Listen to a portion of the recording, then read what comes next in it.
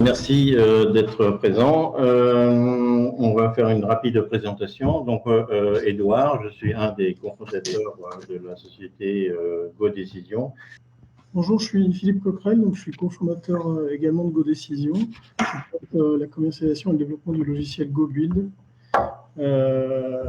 voilà, qui est un logiciel donc, qui permet de faire des études de faisabilité, de fabriquer des estimations de quantité dès le stade de faisabilité d'un projet et qui, grâce à cette estimation, permet d'injecter ça dans des logiciels d'analyse d'ACV, etc., et puis de déterminer le coût du projet.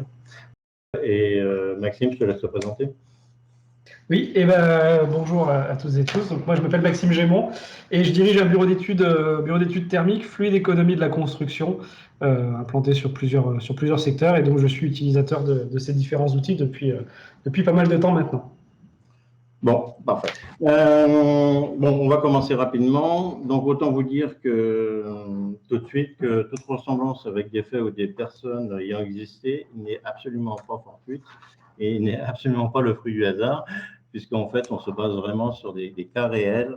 On se veut pragmatique, on va être le moins théorique possible et passer un cas concret d'un promoteur, d'un maître d'œuvre qui doit faire son étude de faisabilité et comment il s'y prend et éventuellement, enfin c'est pas éventuellement, comment il arrive à valider son projet en allant jusqu'à peut-être l'ACV. Alors, quel ACV, on verra avec Maxime de quel ACV on parle, dans quelle configuration, mais comment les acteurs interagissent entre eux pour finaliser l'étude de faisabilité, passer en mode esquisse et ensuite continuer le processus normal.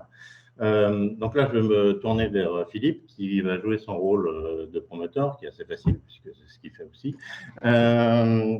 Et en disant, bon voilà, tu as une étude de faisabilité d'un projet, et je crois savoir que tu utilises un logiciel qui s'appelle GoBuild. Alors, je suis un peu, bon, super le logiciel, mais moi j'ai visité pas mal de promoteurs, pas mal de maîtres d'ouvrage, etc. Et chacun a son tableau Excel sur lequel vous réalisez l'étude de faisabilité. Tu peux nous en dire plus à propos de GoBuild? Oui, ben, en fait, GoBuild, à l'origine, est né d'un tableau Excel. Moi aussi, j'avais mon propre tableau Excel, plus ou moins développé, plus ou moins travaillé.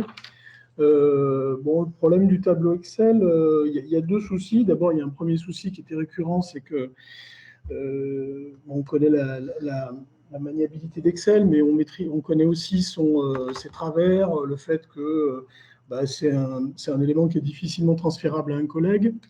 On a du mal à le faire passer à quelqu'un parce que les formules sont pétées ou que tout d'un coup ça a changé. Ensuite, c'est vrai que ça reste un outil qui reste assez sommaire pour pouvoir faire des approches assez pointues. Et c'est justement le deuxième travers, la deuxième pour moi insuffisance du fichier Excel, c'est que la question qui nous est posée avec l'avènement de la RE 2020, mais même avant cela, déjà, avec la complexité qui est la nôtre sur la composition de bâtiments, où de plus en plus, on nous dit au début, bah, fais-nous une approche un peu rapide, et puis après, plus on avance dans le dossier, et plus on fait des itérations, on va faire 10, 15 itérations, et puis on change un truc, puis c'est de plus en plus précis.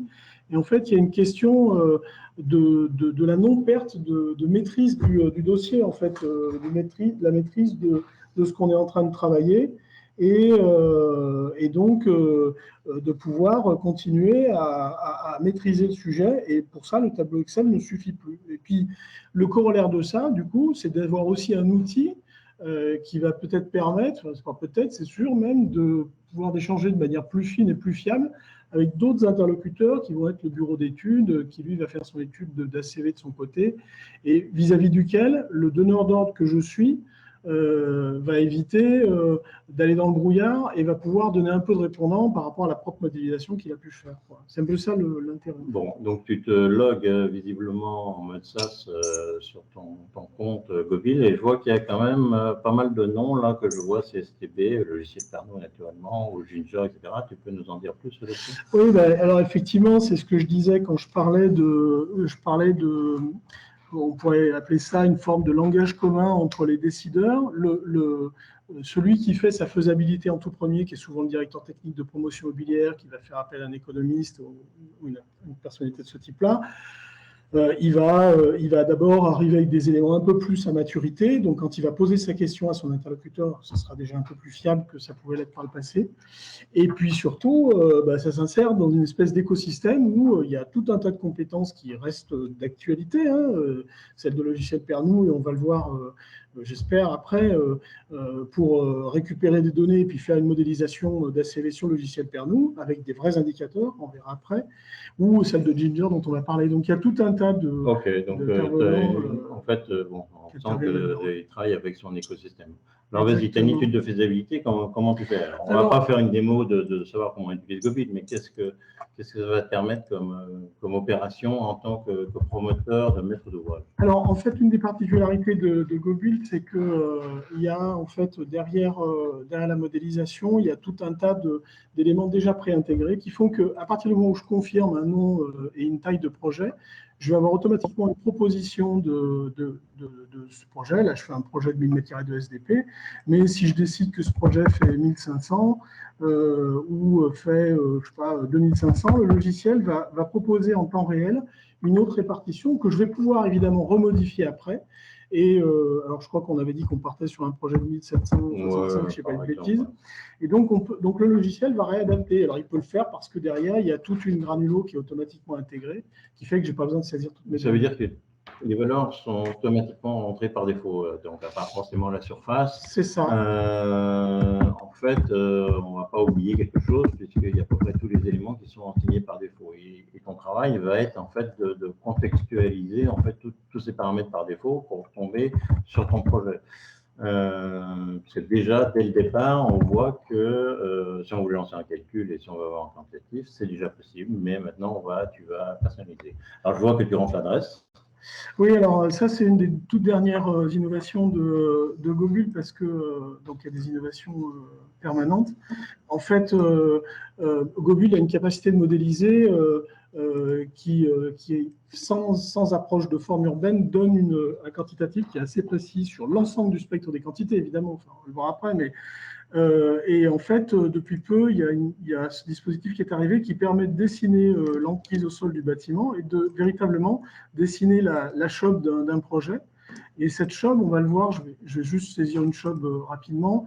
Voilà, on récupère une forme de 435 m², on a la dimension de chacune des façades. On a aussi l'orientation des façades, on en reparlera peut-être après parce que c'est un sujet important dans le cadre de la RE 2020. Et en fait, ces données, elles vont s'injecter directement dans un élément qui est ici, qui s'appelle la calculette granulo, calculette granulométrique, et qui en fait récupère les chobs de chacun des étages, et notamment celle qu'on vient de saisir. Et bien qu'on ait saisi une chobe et qu'il ait défini une taille de projet, on peut à tout moment venir intervenir sur une surface et échanger, et il va du coup automatiquement redistribuer, parce que dans la particularité de GoBuild, c'est que par rapport à la surface qu'on a donnée au début, il y a une vraie robustesse. On peut jouer après, si on veut, sur tout un tas de paramètres, mais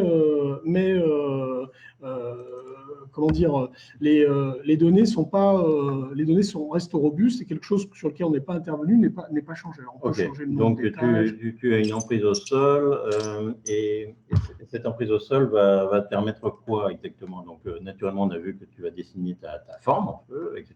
Et puis, ça va te donner des indications sur l'orientation des façades, sur la validation du quantitatif sur ton enveloppe verticale. Oui, alors effectivement, on l'a vu, on voit que ça donne accès à des choses de cet ordre-là. Ça donne accès à une donnée qui est ici, qui est l'accès à Ginger Map.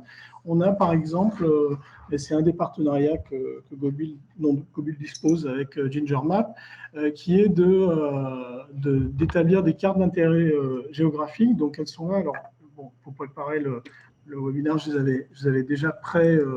Donc ça, c'est un service gratuit. Ça, c'est un service gratuit. C'est un service qui permet, en fait, par rapport à la localisation de notre projet, là, j'avais tapé une adresse, d'avoir tout un tas de cartes, en fait, qui vont donner une indication sur des informations sur le terrain, la présence d'eau, les aléas, etc., la sismicité, mais également les recensements des sites ICPE, Basol, Biazas, etc. Et donc, ça, c'est un des volets sur le traitement du sol, parce que l'inconnu du sol, c'est un vrai sujet lorsqu'on fait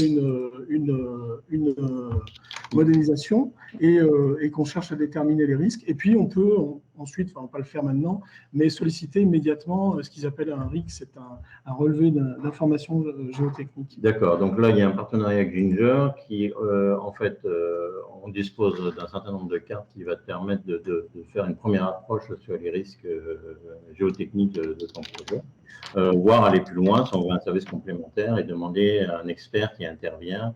Donc là, ce service, je crois, notamment de l'expert est payant, mais par rapport à la qualité de l'information, c'est extraordinaire. Bon, ensuite, tu passes à ton projet et tu vas personnaliser un peu ton projet. Alors, voilà, on a vu qu'on pouvait changer le nombre d'étages. On peut, par exemple, là, il a calculé qu'il y avait un certain nombre de places de stationnement. On peut évidemment réduire le nombre de sous-sols. Il a décidé de lui-même, il a proposé de le faire sur 2 niveaux de sous-sol. On peut lui dire, bah non, je les veux que sur un niveau de sous-sol. Et puis, on peut lui dire également, bah, en fait, j'ai prévu une place de stationnement par logement et une place de stationnement pour 75 mètres carrés de chambre. On peut intervenir évidemment sur ces dispositions et lui dire, non, je veux pas de place de stationnement pour les visiteurs. Et à ce moment-là, il réduit automatiquement le nombre de places de sous-sol. On peut évidemment intervenir aussi sur la granulo. Là, il a fait une granulo, il a fait une répartition homogène du T1 jusqu'au T5. Mais on peut lui dire, ben, une granulo assez classique, fais-moi 25% de T2, fais-moi 25% de petit T3 et de grand T3, fais-moi 25% de T4. Et en fait, il refait automatiquement, il refabrique une granulo. Cette granulo peut éventuellement pas nous convenir, ça peut ne pas être celle de l'architecte. Et à ce moment-là, on peut aussi, là, on a travaillé en pourcentage, basculer en stade de distribution. Voilà, et puis par exemple dire ben, au R+4, tu me rajoutes un T1 et on va voir qu'il va intégrer un T1. Il va pousser en fait les murs pour faire de la place à cet appartement qui vient de se rajouter. Bon, en fait, ça dépend de ton avancement du dossier, de la connaissance des informations, si tu es en mode FESA ou plus esquisse, un dessin de l'architecte, tu peux recoller au dessin de l'architecte et puis de valider la cohérence de ton Exactement. projet. Alors bon, là je navigue du coup parce que voilà, on voit par exemple qu'on peut changer effectivement des éléments de composition de la forme. Hein. Là, on peut dire si on veut un hall, si on veut un local technique, si on n'en veut pas, si on veut une rampe, sur une cage d'escalier. On peut intervenir sur les enveloppes extérieures, ça c'est très récent. En bas, c'est modélisé en béton, mais on peut dire, par exemple, je veux mettre 50% de mes façades ou 100% de mes façades en petits éléments maçonnés. Et ces petits éléments maçonnés, ça peut être du bloc béton ou de la brique monomure, ou alors on peut le faire en ossature bois avec du panneau CLT ou des murs ossature bois. Donc on peut intervenir là-dessus. On a aussi la capacité, alors c'est sûr que si je saisis un chiffre qui passe pas, ça va le faire. Voilà. Donc, on peut aussi saisir où est-ce qu'on veut l'enveloppe isolante, le type de menuiserie, etc. Bon, et voilà, en fait, tous les gros paramètres et plus même, puisque en détail, là, je vois qu'aussi tu fais les niveaux énergie. Voilà, on peut changer effectivement le type de solution énergétique, si on veut être en réseau urbain ou en chaufferie collective, etc. Bon, donc on voit que très rapidement, accessible, d'une façon un peu intuitive, on arrive à personnaliser son projet. Son projet, en fait, qui n'est pas forcément qu'un bâtiment. Hein, ça peut être plusieurs bâtiments, plusieurs cages. Oui, là, je fais qu'une cage, mais effectivement, alors on le voit pendant qu'il est en train de calculer. Là, on voit que là, on est sur un bâtiment d'une cage et en cliquant sur le plus ici, on rajoute 2, 3 cages ou 2, 3 bâtiments selon à quel niveau on se situe dans le projet. Là, tu lances un calcul, ça veut dire que tu es limité en calcul ou en nombre de projets, comment ça se passe Non, le dispositif du logiciel prévoit que si je veux faire 1000 modélisations, je peux en faire autant que je veux. Et ça, c'est un sujet qui était super important pour le logiciel, c'est-à-dire le fait de ne pas avoir à chaque fois mettre un jeton chaque fois qu'on veut faire une modélisation, et notamment parce que désormais, un projet, il s'étudie 4, 5, 10, 20 fois, et donc il faut pouvoir revenir dessus un nombre de fois incalculable pour pouvoir modéliser. Ça, c'était une donnée importante, c'est vraiment de faire, voilà, on a fini, là, il a fini de calculer. Alors, il a fini de calculer, il donne un prix tout de suite, assez rapidement. On va aller voir comment c'est fabriqué. Et là, on voit qu'il y a quelque chose qui clignote parce qu'en fait, il y a une communication qui est en train de se faire avec deux logiciels du CSTB qui sont Comet et Commande, puisqu'il y a un partenariat avec le CSTB, puisque GoBuild a été incubé au CSTB. Et en fait, ce partenariat permet d'afficher, ça prend quelques secondes, permet d'afficher des indicateurs de la RE 2020. Donc, on va voir apparaître un IC construction, un IC énergie, on va voir apparaître quelques paramètres. Alors, voilà, donc là, ils viennent d'apparaître, on va voir. Bon. Donc, en fait ce partenariat avec le CSTB va va te donner une sorte de cohérence par rapport à des principaux indicateurs de la RE 2020. Là, on en reparlera notamment avec Thierry et Maxime. Hein. On n'est pas dans une ACV réglementaire, hein, on est vraiment dans une phase d'étude, de pré-calibrage et de valider la cohérence. Exactement. On est exactement. Alors c'est pas une ACV réglementaire, hein, c'est juste une indication. Et donc, d'ailleurs, c'est une estimation des quantités qui donne une indication des performances qui est suffisamment fine, suffisamment raffinée, robuste pour pas dire non plus n'importe quoi, mais qui, évidemment, n'empêchera pas du tout la continuité du travail qui se fait actuellement pour le bureau d'études.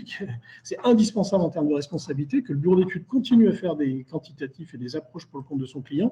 Et c'est lui qui, avec l'utilisation d'un logiciel un logiciel d'ACV comme chez le logiciel Pernod, qui va lui permettre de sortir l'ensemble des attestations qui vont pouvoir être déposées au permis de construire. Donc, Gobuil ne fait pas ça. Gobuil, c'est juste. Donc, en fait, ça te permet, toi, promoteur, maître d'ouvrage, de mettre en compétition, si je comprends bien, différents scénarios pour voir éventuellement qu'est-ce que tu gagnes ou tu perds en euros, qu'est-ce que tu perds ou tu gagnes en poids carbone, par exemple.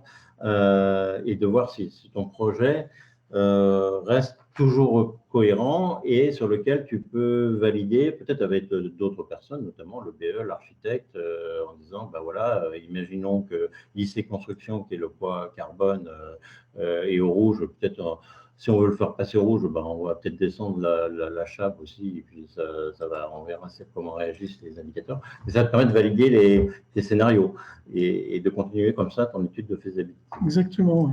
Donc, on est vraiment dans une approche, sauf qu'elle est fine et qu'elle permet de faire des choix. Et c'est exactement ce dont on parlait tout à l'heure quand on parlait de maîtrise du projet, avec des indicateurs qui sont de plus en plus complexes et où se contenter uniquement d'être dans la maîtrise du prix, du coût, devient largement insuffisant. Alors, pour montrer le détail du prix qui a été affiché, donc, c'est un prix qui est basé sur un bordereau de prix lyonnais, ça, je précise parce que c'est une question souvent qui est posée.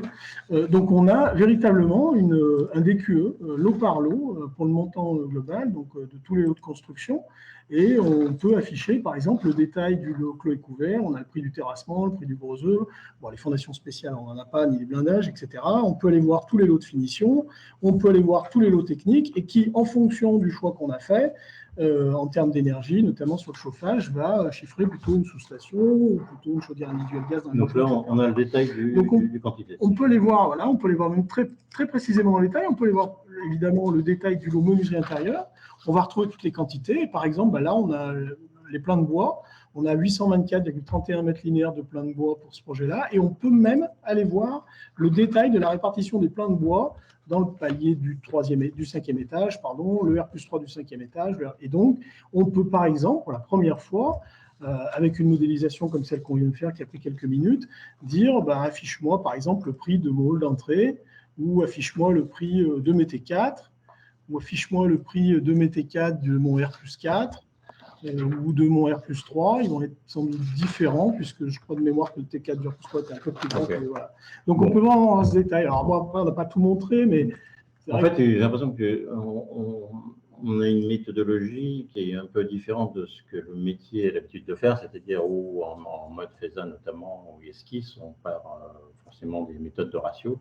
Et là, on s'affranchit un peu de la méthode de ratio et tu vas tout de suite au détail pour retomber éventuellement sur les ratios après. C'est-à-dire que. Oui, alors, le problème de la méthode des ratios, c'est qu'elle mélange le prix, la quantité, elle fait une approche très globale. Et en fait, elle ne permet pas notamment de faire du tri et de valoriser des quantités pour pouvoir parler en coût ou parler en performance environnementale. Là, c'est possible. Quoi. Donc là, on a vu qu'on avait un certain nombre de détails assez précis du reste, sur lequel on peut exploiter aussi sous forme de tableau Excel, si on est plus à l'aise avec ces tableaux Excel.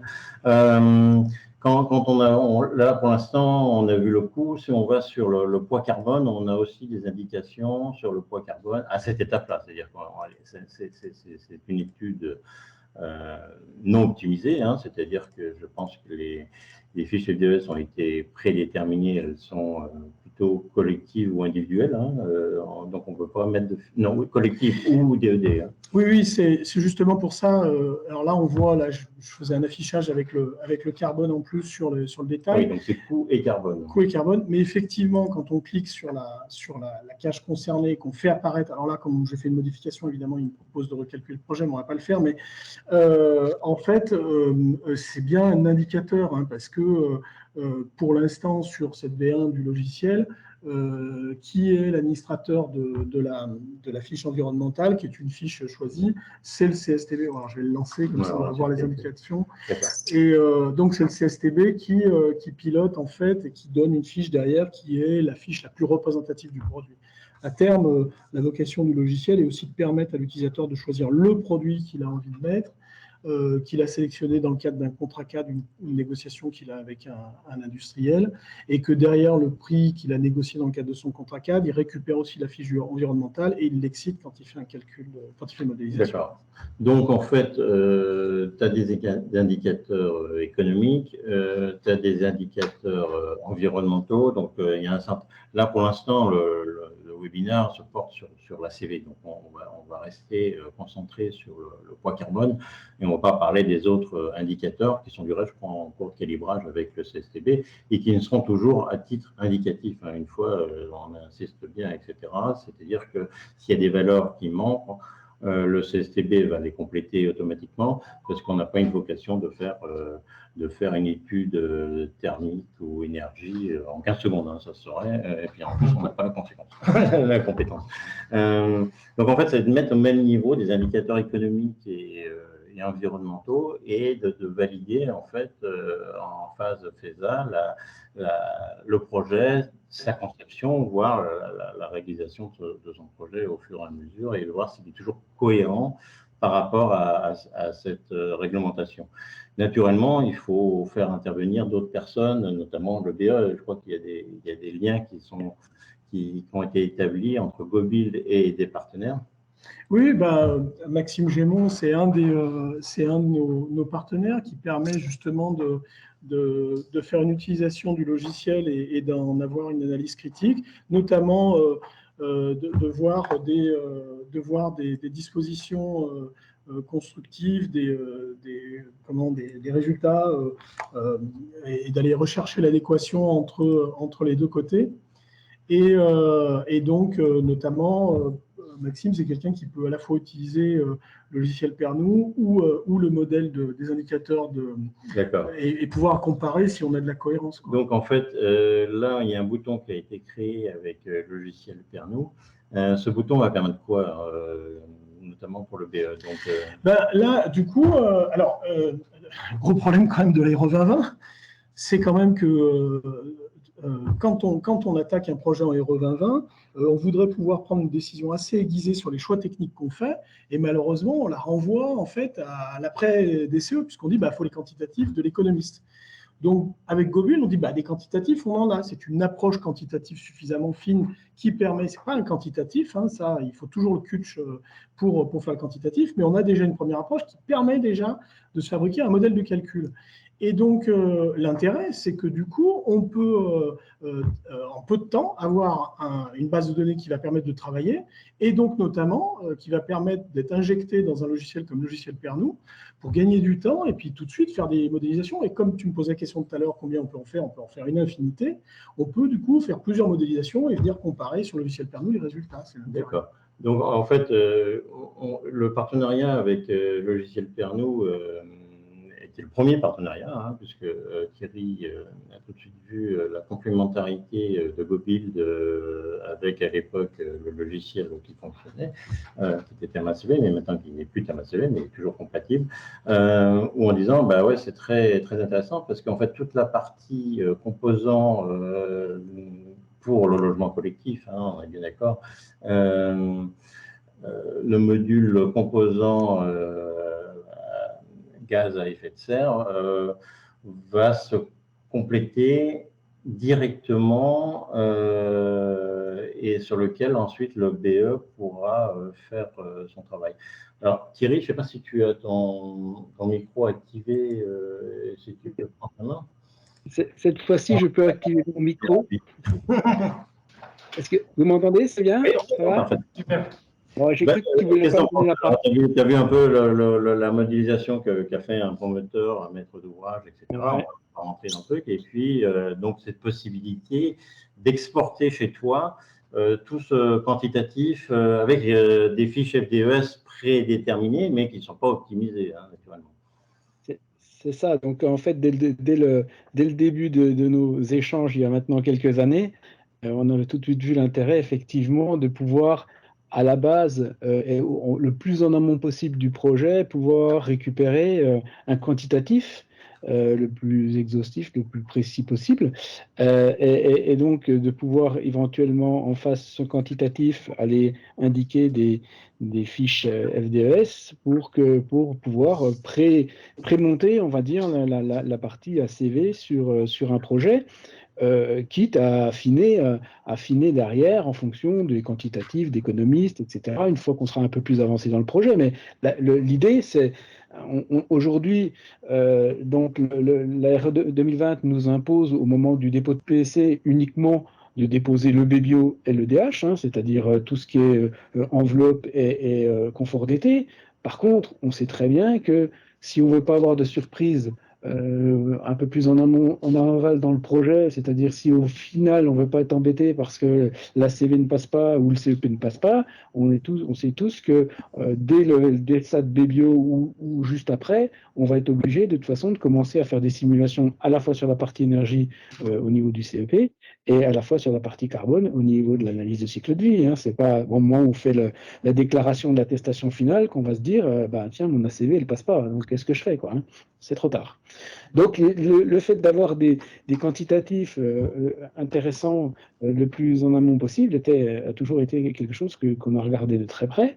Après, ben, effectivement, ces quantitatifs-là, dans le logiciel, on pourra les exporter sous Excel, les envoyer à l'économiste qui éventuellement les fera évoluer au fur et à mesure du projet. Et nous, effectivement, Gobult va nous envoyer des fiches collectives ou d'aide, hein, des fiches par défaut, mais rien ne nous empêchera derrière sur le projet, si on veut le faire le rendre un peu plus performant, de remplacer ça par des fiches individuelles sur certains points qui sont très émetteurs de CO2. Donc voilà, l'idée effectivement, c'est d'avoir un canevas, en fait, hein, c'est de nous faire une base, nous faire un canevas dès le début du projet pour avoir une idée de notre indicateur carbone et ses constructions, et ensuite de le faire évoluer en termes de quantitatif ou en termes de fiches, parce qu'on sait très bien qu'en plus les fiches évoluent très régulièrement et que une fiche qu'on a mis en place en DED au début du projet, quelques mois après, elle peut très bien être remplacée et remplaçable par une fiche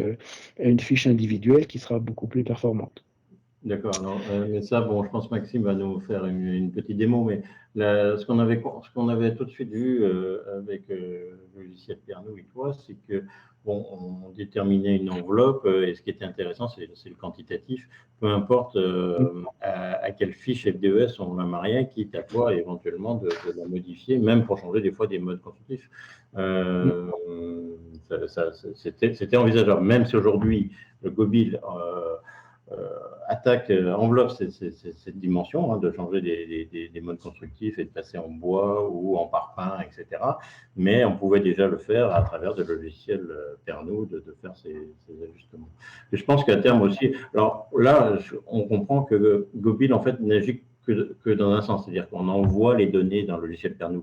On n'a pas encore développé, peut-être ça pourrait être l'objet d'un chantier, c'est-à-dire un retour d'information de logiciel Pernod pour voir en disant moi j'ai préconisé tel produit, tel matériau, et puis éventuellement d'actualiser Gobil. Ça, ce sera peut-être plus tard, voire d'envoyer d'autres informations qui seraient peut-être utiles pour toi au niveau de la thermie ou de l'énergie, peut-être, j'en sais rien, l'orientation des façades, c'est peut-être des choses qui seraient intéressantes pour toi demain, éventuellement pour tes analyses. Ok. Maxime, on va te laisser la main et puis faire ton travail de bureau d'études. Tu as le promoteur, donc le maître d'œuvre qui a fait son travail, qui a un premier projet qu'il a arrêté. Il a quantitatif. Donc c'est déjà un soulagement pour toi peut-être d'avoir ce quantitatif. Ah ben, complètement, parce qu'aujourd'hui, comme le disait Thierry, il y a différentes étapes et souvent ben, on attend la fin du DCE pour avoir les quantités de l'économiste. Donc, force est de constater qu'aujourd'hui, comme l'a dit Philippe en amont, un projet doit s'optimiser le plus tôt possible. Notamment, ben, on vit une période où les variations de coûts de construction sont assez rapides. Donc, l'actualisation du coût de construction en phase faisabilité ben, prend d'autant plus d'importance. Et nous devons en permanence vérifier si ce projet va répondre aux différents enjeux qu'on va devoir maîtriser derrière. Et notamment, la nouveauté, c'est cette étude environnementale dans la partie RE 2020. On ne peut pas décemment partir du principe qu'on va croiser les doigts en attendant que ça passe au moment du DCE. Donc, aujourd'hui, les quantités, s'il faut les produire, bah, il faut trouver un outil qui nous permette de le faire rapidement. GoBuild l'a démontré, on peut obtenir très rapidement des quantités qui sont dans un ordre de grandeur et une fourchette d'aléas acceptable. Donc, si je récupère aujourd'hui, je vais vous partager mon écran, si je vous récupère aujourd'hui le fichier qui a été présenté, alors je vais partager tout de suite. Donc, il a été généré par GoBuild en un clic, hein, ça prend exactement 2 secondes pour le générer. Hein. Donc, je prends simplement mon outil préféré aujourd'hui. Je pars sur un nouveau projet, donc c'est assez rapide. Je vais prendre voilà, une nouvelle étude, je pars de zéro. Donc, l'interface, je vais vous le faire en direct, hein, vous allez voir le temps que ça représente. Je passe par les données administratives, je vais faire mon projet sur Lyon, on va garder la même ville. Hop, voilà, je mets à jour l'altitude. Je vais sélectionner uniquement un dossier RE 2020, comme ça je serai plus synthétique. Donc l'outil permet bien évidemment de faire tous les calculs énergie, mais là l'idée c'est de se focaliser dans un premier temps sur la partie carbone. Donc hop, je sélectionne un immeuble collectif, je vais lui donner une surface, on avait dit je crois 1765 mètres carrés, hein, c'est ça. Voilà, donc du coup, hop, là, 1765 mètres carrés. Normalement, elle n'est pas remontée, elle est là. Voilà, c'est bon. Donc j'ai remonté ma surface de référence qui va me permettre de générer mon calcul. Je vais sur la partie composant, on va directement cliquer sur le fichier, sur le bouton d'importation et je vais récupérer le fichier qui a été généré par GoBuild. Donc là, vous voyez, ça va prendre quelques instants le temps d'importer les données et que ça se mette en corrélation avec les différents lots et les sous-lots réglementaires, puisque pour rappel, on part de données économiques, donc d'un économiste, avec une répartition des lots et des sous-lots tels qu'on les connaît en termes de profession, le lot plâtrerie, le lot gros œuvre, etc. Donc ça, ce sont des métiers.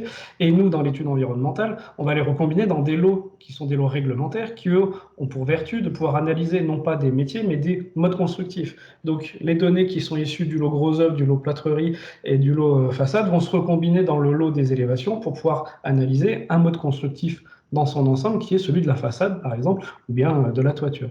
Donc, vous voyez... Et il faut dire aussi qu'à ce moment-là, il va rechercher aussi toutes les informations dans la base INES, parce que l'outil que l'on diffuse ne fait pas que la partie carbone, comme n'importe quel outil d'analyse de cycle de vie, il traite aussi tous les indicateurs environnementaux. Donc là, à cette phase-là, il y a une phase de recherche de l'ensemble des informations par phase, par lot, par phase, et des différents indicateurs environnementaux. Donc nous, le petit temps d'attente pour les accès à la base INES. Exactement, voilà, ça recombine toutes les données. Comme le dit Thierry, alors je vais aller saisir quand même un petit lot chantier histoire d'avoir un IC construction complet. Tiens, on va mettre un volume d'excavation et d'évacuation de terre, il ne faut pas les oublier. Tac, allez, la grue, on va mettre une grue histoire d'avoir quelque chose aussi. Voilà. Donc là, j'ai fait une première saisie. Comme vous le voyez dans la partie des composants, j'ai tous mes éléments qui sont venus se mettre en place. Donc je garde volontairement, ça c'est pour faire un raccourci, les lots courants forts et courants faibles en simplifié, mais en réalité ils ont été détaillés, donc on retrouve aussi tous les quantitatifs de ces lots-là.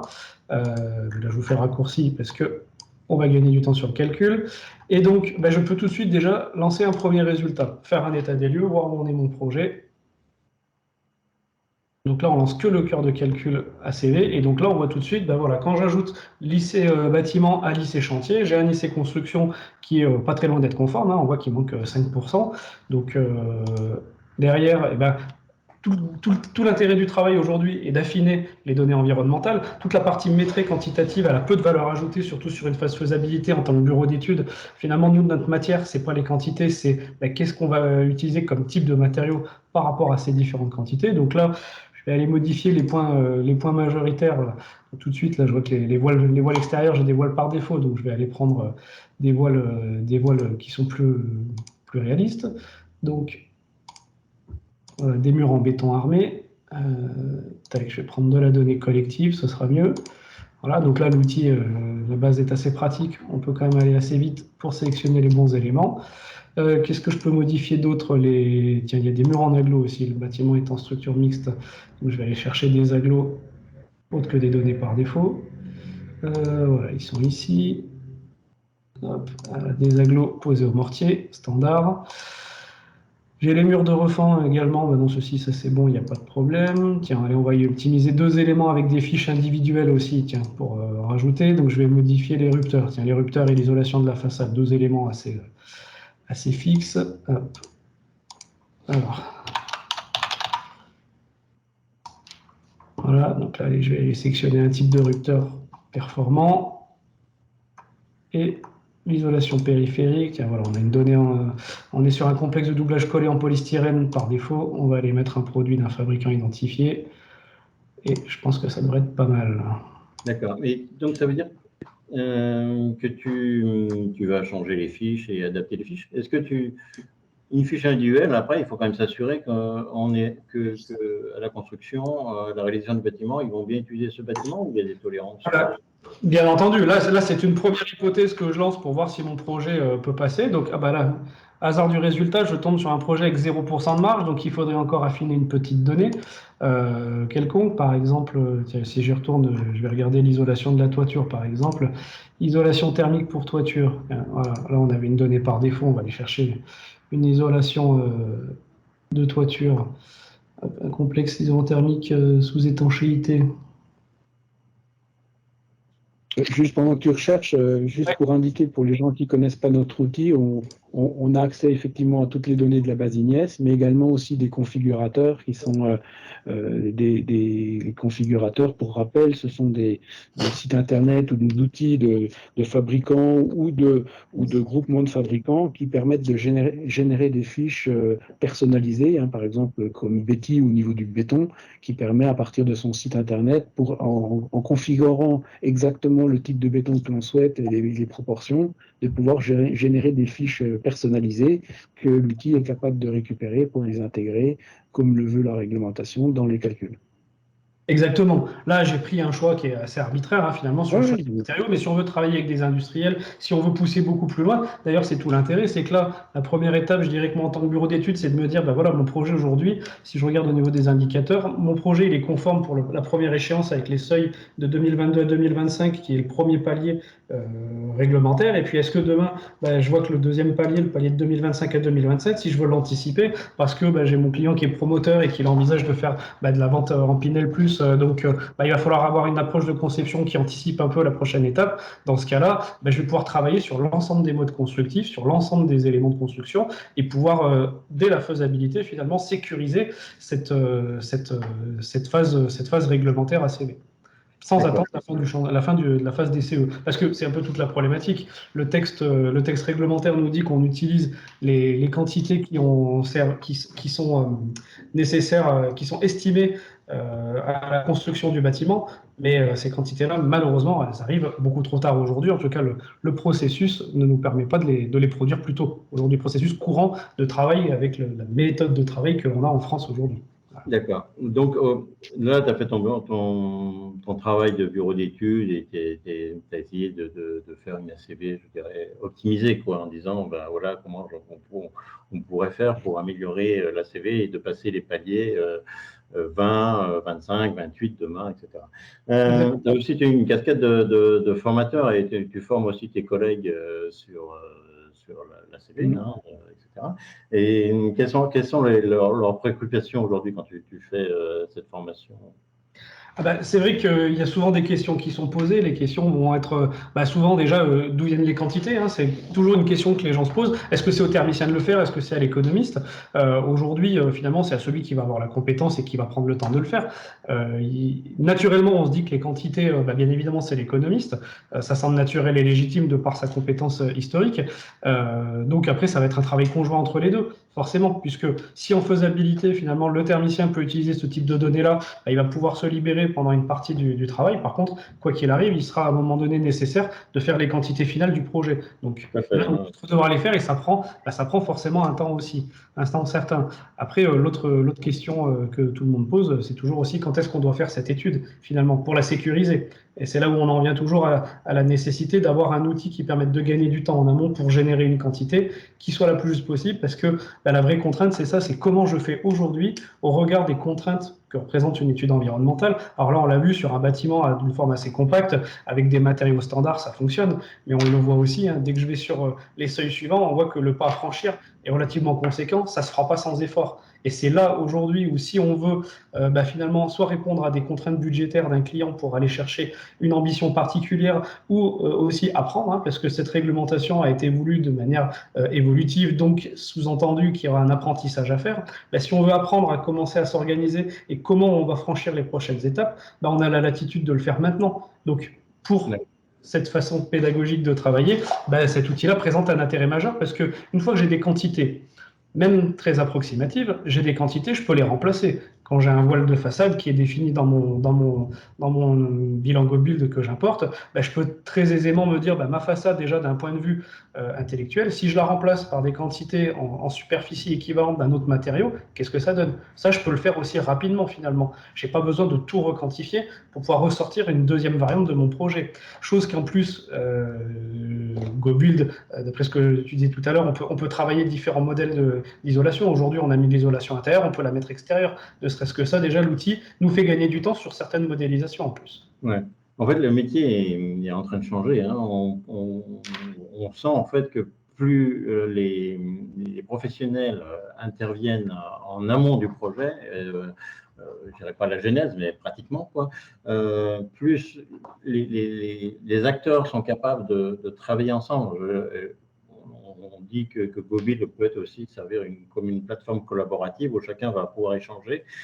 Plus ces professionnels interviennent sur la conception même du bâtiment, hein, pas forcément sur l'usage de tel produit et matériaux, mais on peut très bien se poser la question en disant qu'est-ce qui se passe si je mets mes parkings au rez-de-chaussée, quels sont mes impacts sur mes fondations, et à la fin, quels sont mes impacts? Alors économiques, ça on pourra les mesurer parce qu'on perd de l'achat, etc. Mais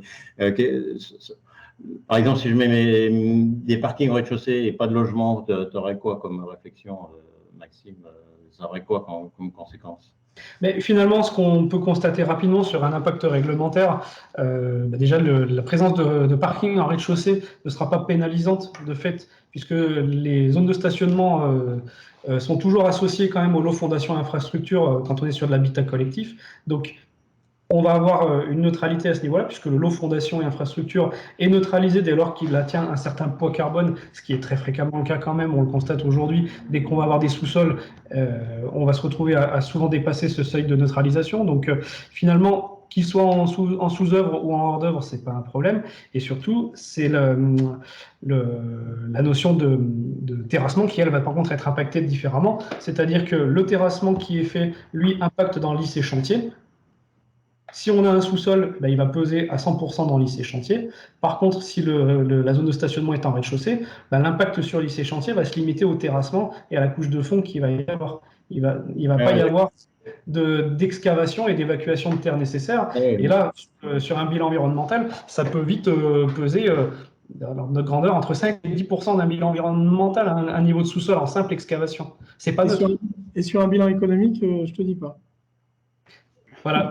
Et c'est là que c'est intéressant parce que quand on commence à faire ce genre de discussion, on parle thermique, on parle technique, on parle économie, on parle carbone. En fait, on se met à parler le même langage au final. Exactement. Et d'ailleurs, pour aller un tout petit peu plus loin sur cet aspect-là, je dirais qu'aujourd'hui, nous, quand on est face à cette situation-là, on se rend compte que nos métiers s'entrecroisent. On a de plus en plus de maillage en fait avec les économistes, et du coup, cet outil-là aujourd'hui nous permet de monter en compétence d'une certaine manière en tant que thermicien. C'est-à-dire que là, on l'a vu, c'est le promoteur qui utilise l'outil dans l'exemple, et ça peut être effectivement un vrai outil d'échange, mais ça peut être aussi un outil de montée en compétence du thermicien. Si à un moment donné, il a une certaine limite, il peut lui aussi l'utiliser. Cet outil n'est pas d'exclusivité promoteur. Il est aussi un outil de maîtrise d'œuvre également. Et bon, alors, la RE 2020 est applicable depuis le 1er janvier. Par expérience, toi, tu as vu beaucoup de dossiers RE 2020 encore arriver chez toi, ou c'est vraiment au compte-gouttes?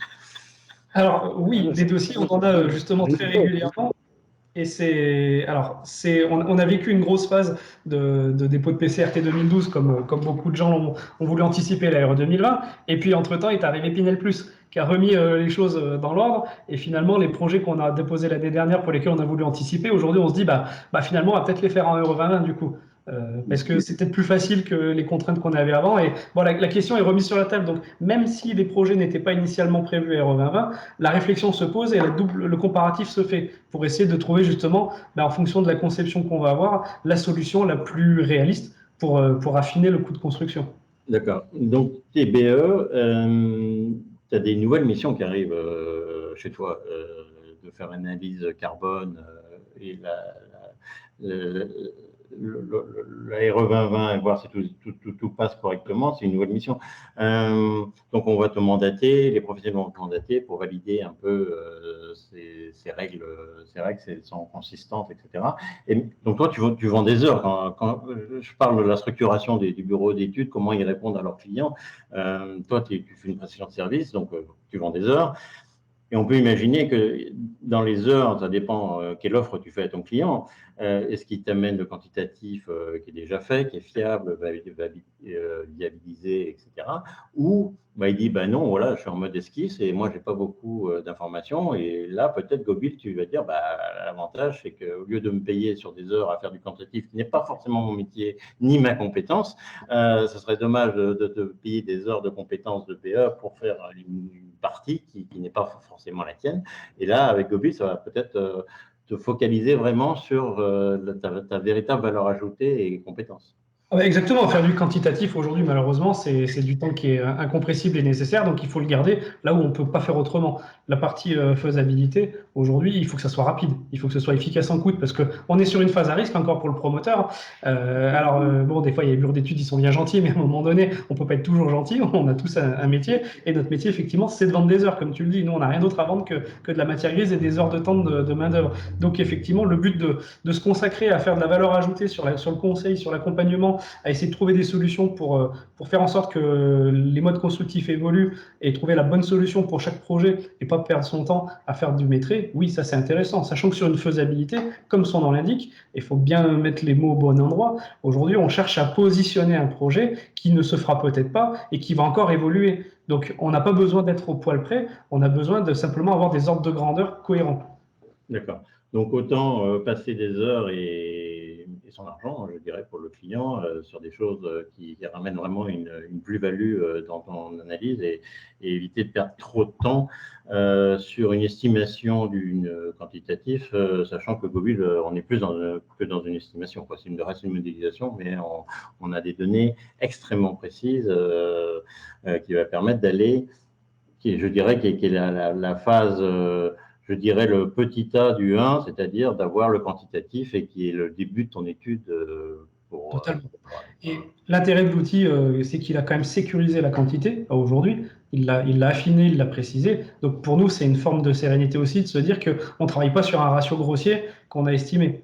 Exactement.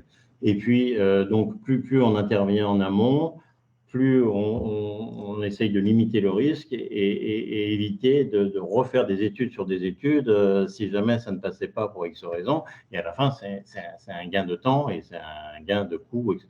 Même si on sait que bon, la RE 2020, ça ne va pas alléger forcément les coûts. Hein. C'est des contraintes qui sont là. Je dirais une obligation, mais aussi une obligation. Donc, forcément, il y a un peu de coût. Donc maintenant, ce coût, il faudrait bien le positionner. Et plus on le positionne en amont, même vis-à-vis de l'architecte, je dirais qu'au niveau de la conception du bâtiment, le bureau d'études et le promoteur peuvent travailler dès cette phase sur ce projet parce que chacun a son mot à dire et chacun a sa compétence. Ben, on sait que de toute façon, sur les phases amont, c'est là que se gère la majorité des choses importantes et que tout ce qui va se faire derrière, ben, ça va être souvent du rattrapage et donc de la surenchère. Tant qu'on arrive à travailler avant de déposer un permis sur les premières modélisations de l'architecte, on peut limiter l'impact du coût du trait supplémentaire, superflu, et toute mauvaise surprise, à un moment donné, quand on a déjà arrêté les choix, pour ne pas recommencer tout ce qu'on a déjà fait, souvent, eh ben, on superpose. Voilà. Donc là, l'idée, c'est de ne pas superposer et d'adapter plutôt. Bon, ok. On arrive sur l'heure qui nous était impartie. On va répondre à quelques questions qui nous sont posées en parallèle. Pour conclure, donc, on voit que c'est des outils qui travaillent en complémentarité et sur chacun va pouvoir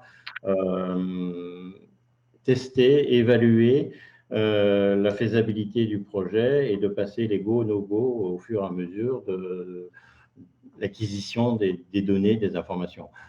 Il n'empêchera pas que l'économiste devra faire son travail d'économiste, que l'ACV réglementaire, pour le coup, il doit être fait sur un DCE maximum. Ah oui, alors on l'a bien dit au début, effectivement, tu fais bien de le redire. Aujourd'hui, cet ACV n'est pas réglementaire, c'est une faisabilité préalable. Le texte est bien clair là-dessus. Ce sont bien les quantités qui ont été estimées à la pour la construction du bâtiment qui sont nécessaires. Voilà. Et l'étude doit être faite obligatoirement avant l'ouverture du chantier, puisque dès l'ouverture du chantier, la conformité environnementale est contrôlable de par le texte de la RE 2020. D'accord. Bon, là, les choses se mettent en place petit à petit. Tout le monde se regarde un peu en disant mais qui fait quoi et c'est la responsabilité de qui fait le quantitatif. Donc, je dirais, toi, au niveau promoteur, on pourrait se demander en disant mais moi, ok, j'ai l'habitude de faire mes études de coût, de faisabilité, mais maintenant, tu ne peux pas passer à côté de la RE 2020 et si tu modélises ton projet, te dire bah ouais, ça passe économiquement, mais au niveau poids carbone, je ne sais pas. Donc ça, c'est quelque chose de nouveau pour toi, Philippe. Tu es obligé d'intégrer cette dimension. Oui, parce que bon, enfin, après, on a tous le décideur à l'acte de construire, le promoteur, chacun a son affect par rapport au projet, et donc plus ou moins précis. Mais là, le sujet, c'est que véritablement, on fait des choix qui qui sont prépondérants dès le départ. Et pour lesquels, il me semble, on ne peut pas attendre il faut que tu gardes une décideur. Voilà. Et donc, il y a une nécessité de garder une maîtrise quand même de plus en plus du projet qu'on a. Et puis, il y a aussi un autre aspect qui est important et dont on n'a pas parlé, c'est que le promoteur est en contact avec des décideurs publics, hein, des élus, des AC, etc., et que c'est des gens à qui souvent il faut arriver à expliquer pourquoi un projet est complexe, etc. Le promoteur est souvent taxé d'être celui qui de toute façon ne veut pas payer parce que c'est trop cher, machin, et qui veut juste faire une opération financière.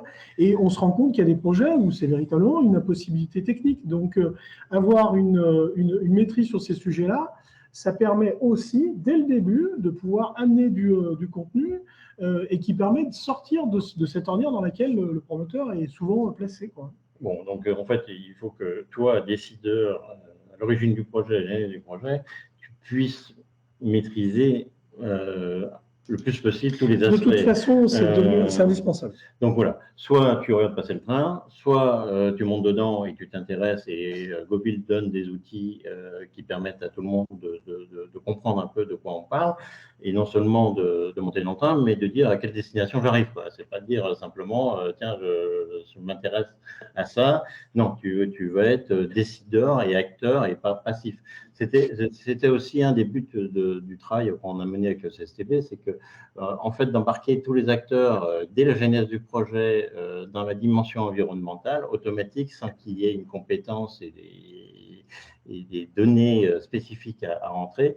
Ça a une vertu un peu pédagogique, c'est-à-dire que tout de suite, que les acteurs prennent conscience que voilà, ce n'est plus une option, il faut vérifier la cohérence et il n'y a pas que le volet économique qui est toujours le nerf de la guerre de toute façon, mais si ça passe économiquement, des fois dans l'aéro 2020, ça va pas. Oui, exactement. Après, parce qu'il faut bien voir aussi qu'il y a une question de culture. Celui qui sera toujours le garant de combien ça coûte, ça reste celui qui paye en fait. Et donc, un bureau d'études performant pour avoir du souci, effectivement, pour s'assurer que par rapport à ce qu'il va vendre à son client en termes de budget d'opération, il reste dedans. Donc, il a cette contrainte-là. Mais in fine, ça reste toujours celui qui paye qui devra être son propre assureur par rapport à son projet. Et il me semble qu'en 2022, ça ne me paraît pas normal qu'on puisse confier absolument toutes les clés du camion à un prestataire extérieur. Il est vital que quand on lui passe une demande, quand on lui demande quelque chose, on soit quand même un minimum attentif sur ce qu'on est en train de faire et qu'on ait un peu de culture pour qu'on soit capable de comprendre ce qu'il dit, parce que de toute façon, in fine, le décideur avec de construire sera toujours responsable du budget de son opération. Du budget, donc de la conception, de la réalisation, donc l'intervention des bureaux d'études, de l'architecte, et puis ensuite de suivre ce dossier.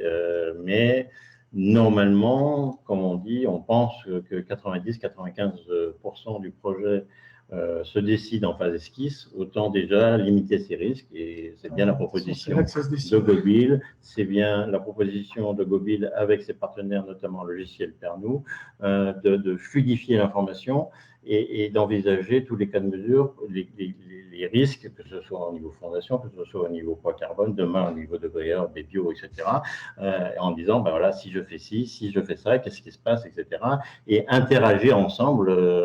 C'est une autre façon de travailler quand même. On va travailler très en amont du projet avec tous ces intervenants. Ça va changer un peu les façons de réaliser les projets.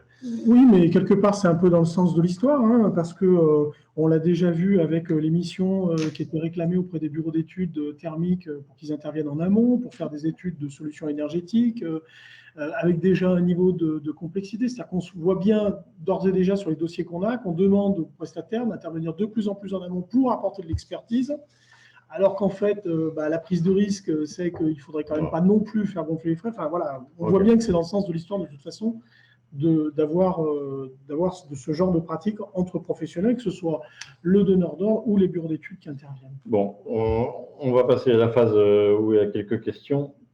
De toute façon, le but, ce n'était pas de faire un mode opératoire d'utilisation des deux logiciels, c'est plus de savoir comment les deux interagissaient et comment on pouvait utiliser l'information de Gobil dans le logiciel Pernod pour faire une optimisation, voire des préconisations. Est-ce que toi, Maxime, tu fais un constat ou tu fais même tu peux aller sur des préconisations en disant moi je conseillerais plutôt de concevoir le bâtiment d'une façon un peu différente ou d'utiliser tel type de produits et matériaux, ou tu vas jusqu'à ce niveau-là?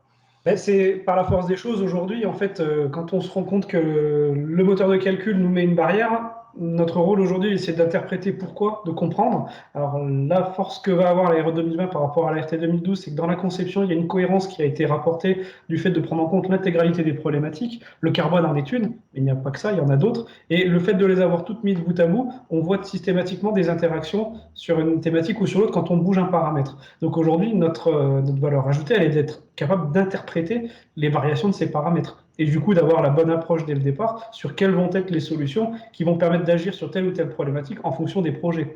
Ça fait aussi partie de la volonté des pouvoirs publics. Les mots ont été simples, ils veulent que chaque projet ait une conception spécifique.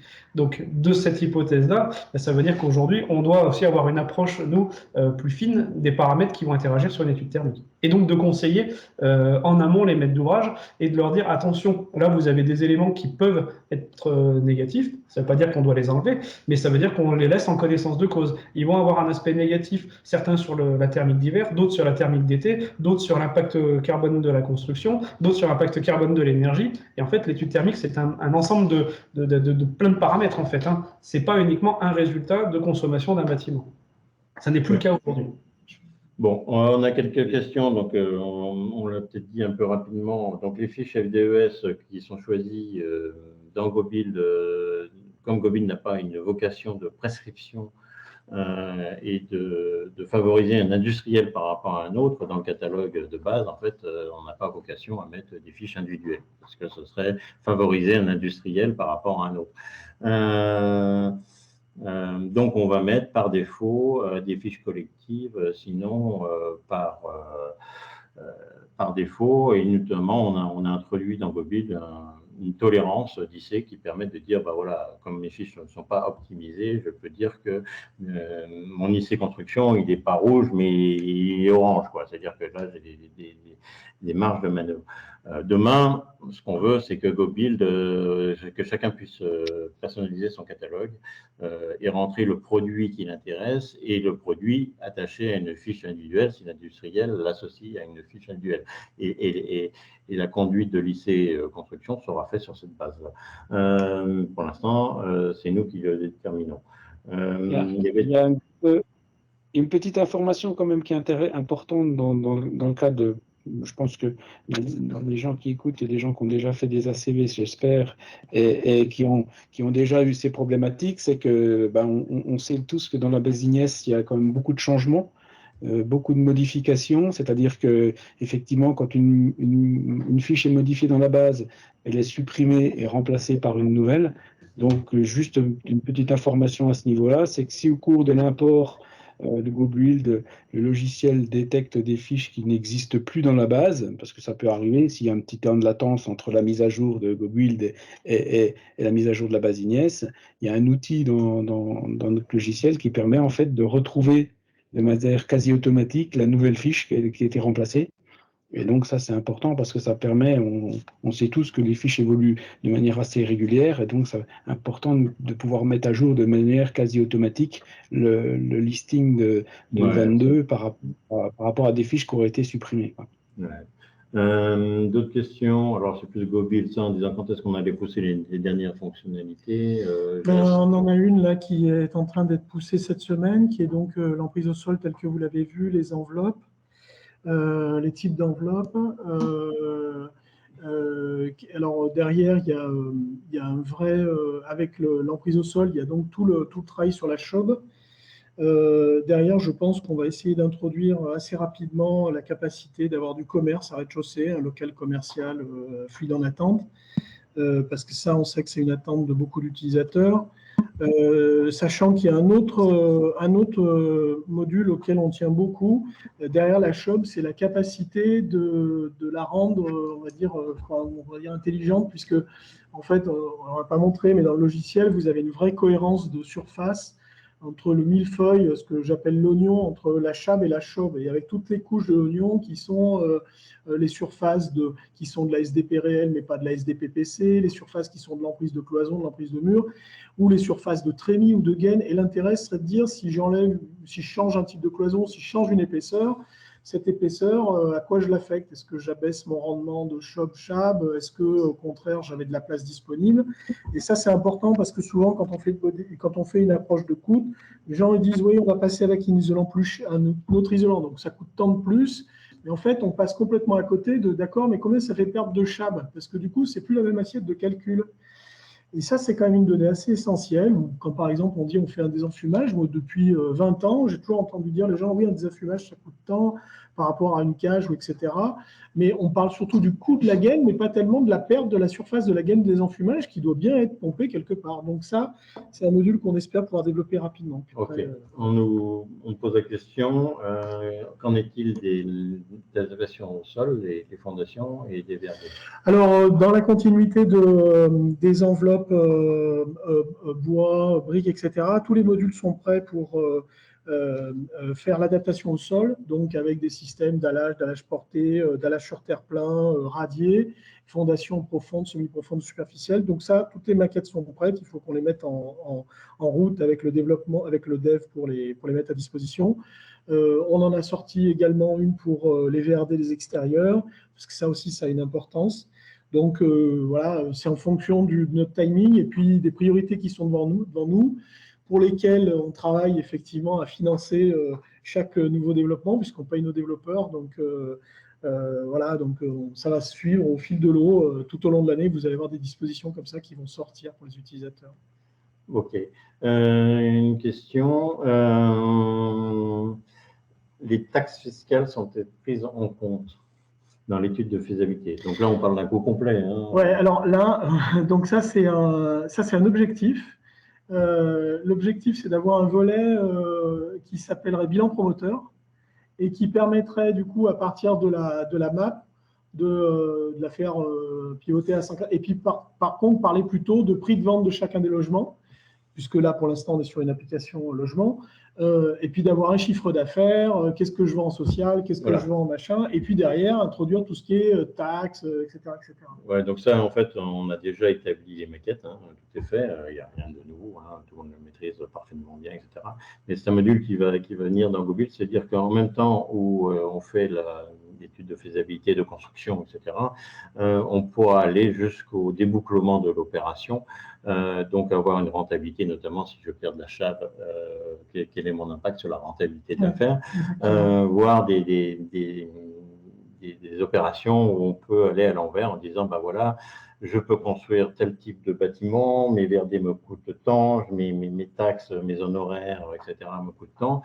À combien je pourrais faire l'offre du foncier, quoi, pour arriver à un taux de rentabilité, j'en sais rien, peu importe, de 10%, de 8%, etc., en mettant des objectifs, en disant bah, quelle est ma latitude de prospection ou d'offres que je peux faire en incluant des dations, etc.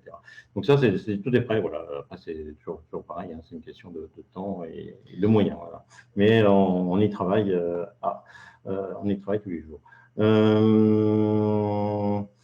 Y a-t-il des leviers, y a-t-il des curseurs rapides pour identifier rapidement les principaux leviers d'un ACV, notamment pour passer rapidement d'un indicateur rouge au vert et d'en calculer les bénéfices? Donc ça, si je comprends bien la question, ça sous-entendrait qu'on aurait dans Gobud une intelligence qui permettrait de dire si tu cliques plutôt ça ou plutôt ça, c'est ce qu'il faut cliquer pour gagner les points, etc., etc. Je pense que ce sera possible un jour, mais pas tout de suite quand même, parce que ça veut dire qu'il faut quand même une sacrée concaténation de compétences. Et puis, il faut quand même, enfin voilà, ça veut dire qu'on n'est pas loin d'avoir un modèle de solver d'optimiseur qui donne des solutions. C'est un rêve. Hein. Non, mais ça ne nous semble pas inatteignable, mais il y aura un peu de boulot avant. Mais après, je pense que les bureaux d'études ont leur mot à dire, parce que je pense qu'au fur et à mesure, il y aura des scénarios qui vont se mettre en place et en disant on aura un peu des clés, je ne sais pas, qu'est-ce que tu en penses Alors, en tout cas, tant que l'outil ne sera pas en capacité de le faire, on aura besoin d'avoir un peu de matière grise et quelques bons bureaux d'études qui participent sur ces phases-là. Après, pourquoi pas, hein. Aujourd'hui, on reste sur une phase de faisabilité. Le but n'étant pas de faire une ACV réglementaire. Hein, c'est pas un outil évalué tel que U22 peut l'être aujourd'hui pour valider un dossier. Mais par contre, pourquoi pas aujourd'hui, le but peut-être à terme serait que le thermicien et le technicien environnemental interviennent en confirmation d'un projet conçu et non plus en conception tel qu'ils le font aujourd'hui. On est aujourd'hui face à un outil informatique. L'informatique peut évoluer et apporter beaucoup d'aide et de confort. Après, il y a juste un truc que je voudrais ajouter quand même, c'est que